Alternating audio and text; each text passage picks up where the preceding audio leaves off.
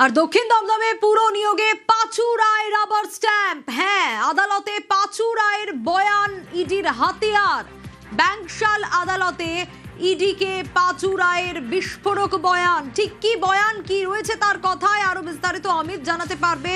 অমিত, ঠিক কি বলছেন পাঁচু রায়, যাতে সুজিত বসু কোথাও গিয়ে আরো বিপাকে পড়লেন?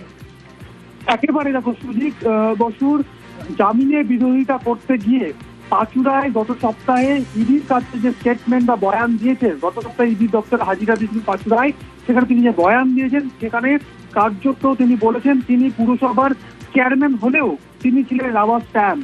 পুরো নিয়ন্ত্রণ ছিল সুজিত বসুর হাতে। এমনকি দক্ষিণ দমদম পুরসভায় যে নিয়োগ হয়েছিল সেই নিয়োগের ক্ষেত্রে একটি কোম্পানিকে হায়ার করা হয়েছিল যারা নিয়োগের কাজকর্ম করেছে। সেই কোম্পানি হায়ারে কিন্তু মত ছিল না চেয়ারম্যান হিসেবে পাঁচু রায়ের। কার্যত সুজিতের নিয়ন্ত্রণে থাকা গোটা পুরসভা, যেখানে কাউন্সিলরদের একটা বড় অংশ সুজিতের সাথে যোগসাজশ করেছিলেন এই নিয়োগের ক্ষেত্রে, এবং অয়নশীলের কোম্পানিকে বরাদ দেওয়া হয়েছিল নিয়োগের কাজে, এবং সেখান থেকে অয়নশীল, সুজিত বসু এবং কাউন্সিলরদের একটা বড় অংশ যৌথভাবে দুর্নীতির সঙ্গে দুর্নীতি করেছে, নিয়োগের স্বচ্ছতা ছিল না।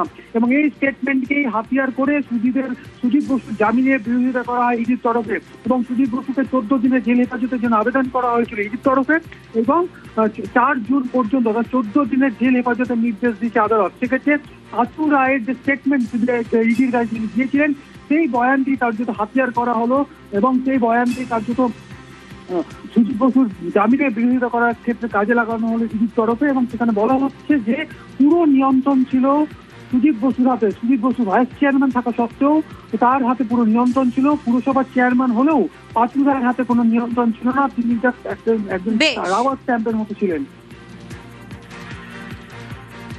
পাঁচুবাবু যে স্টেটমেন্টটা হয়েছে সেই স্টেটমেন্ট উনি বলেছেন আউটসোর্সিংয়ের ব্যাপারটা ছিল, সেটাতে ইনিশিয়ালি ওনার মত ছিল না, কিন্তু পরবর্তীকালে সব কাউন্সিলর এবং সে বোসের কথা সঙ্গে উনি বললেন ঠিক আছে, আর তার জন্যে এই জিনিসটা হলো। সেক্ষেত্রে আমরা ওনার স্টেটমেন্টের উপরে ভিত্তি করে ফার্দার ইনভেস্টিগেশন করার জন্য নেতাই বাবুকে ডেকেছিলাম, কিন্তু উনি আসেননি। তো আমরা এই জন্য ওনার জুডিশিয়াল কাস্টাডি 14 দিনের জন্য চেয়েছি আজকে।